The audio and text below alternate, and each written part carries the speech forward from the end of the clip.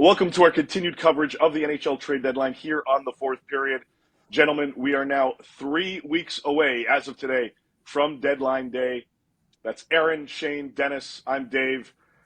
Let's talk about the Eastern race and the wildcard race specifically. There are 3 teams 3 points away from each other in this whole race. But before we touch on Detroit and Jersey and the Islanders, there are a couple other teams right behind them. But show of hands, who thinks the Capitals are done? Oh, Dennis. So done. Who thinks the Pittsburgh Penguins are toast? Oh, okay. 2-1. No, Shane still thinks Mario's coming out of retirement. Well, it's Yager night on Sunday, so maybe he laces him up. He's still playing somewhere. Well, look, we touched on both these teams earlier this week. If you're interested, go back, watch the segment on both of these clubs and the numbers that we added to the mix to see whether or not they are legitimately contenders for the postseason at this point. But 3 teams right now in that mix for the final wildcard spot, gentlemen: Detroit, New Jersey, the New York Islanders.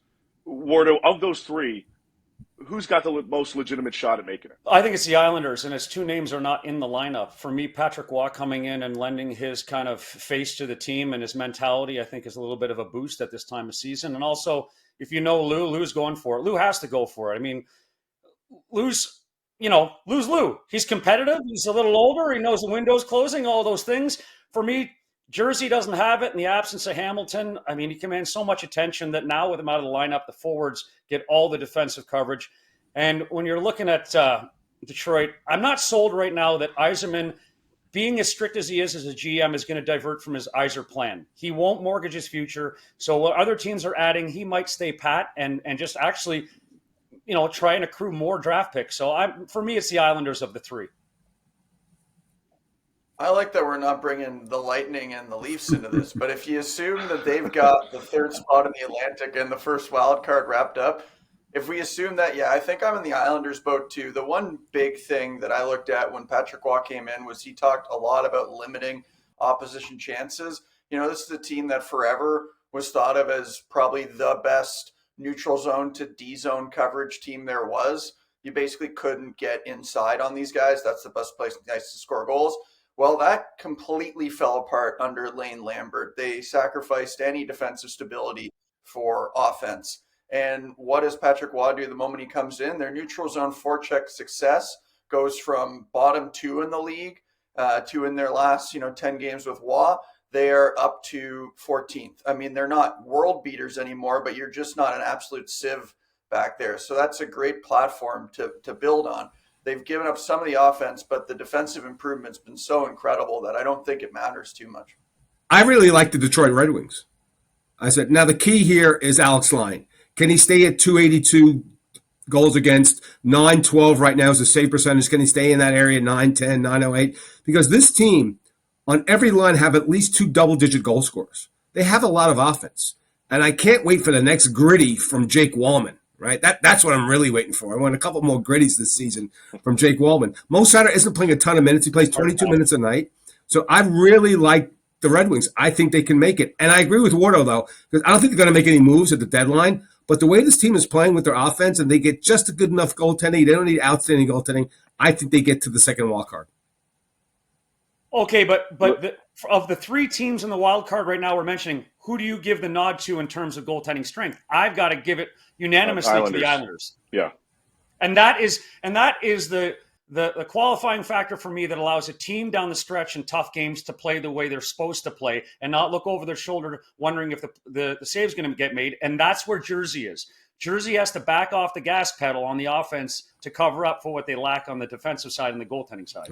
Now, let's say hypothetically, and by the way, just if everybody caught that, Aaron Ward, big fan of the gritty for Wallman. No. Yeah. No slap shots on open nets and no gritties.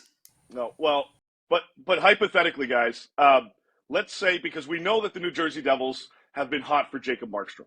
We know there was a deal there that still they're going to revisit this discussion. If they haven't already, I don't think this is dead in the water. So hypothetically, if New Jersey gets Markstrom or upgrades their goaltending, does that change the potential of this team making the postseason?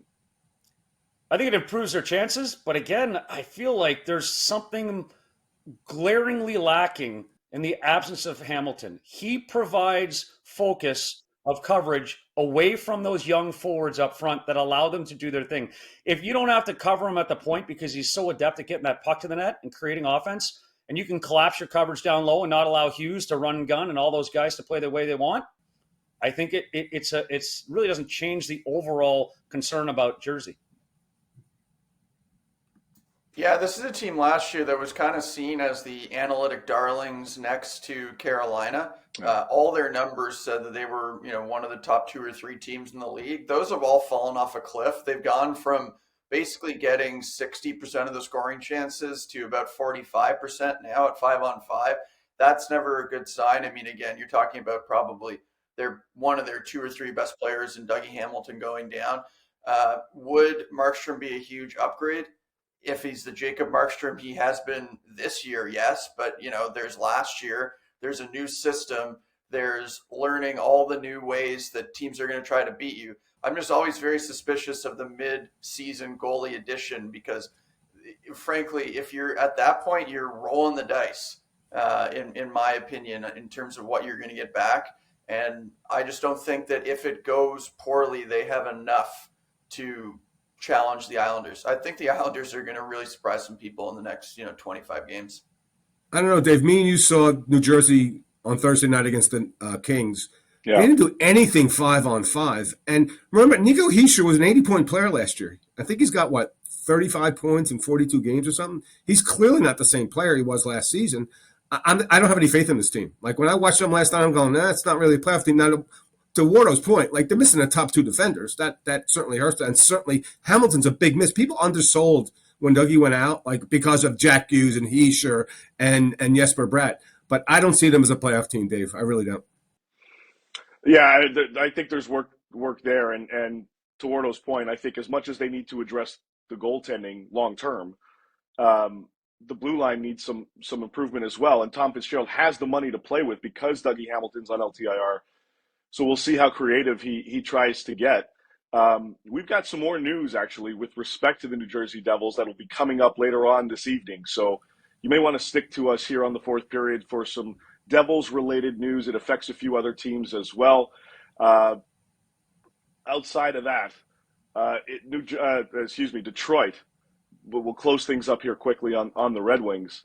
Wardo, you said that the likelihood of Eiserman not shifting from his plan means that it's long-term thinking.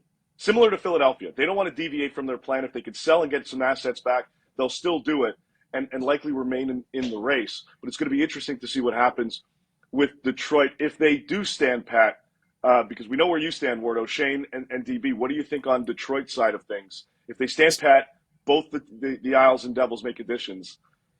So historically with Eiserman, if you look at the way he built Tampa, he stuck with it. He was pretty strict in his mentality.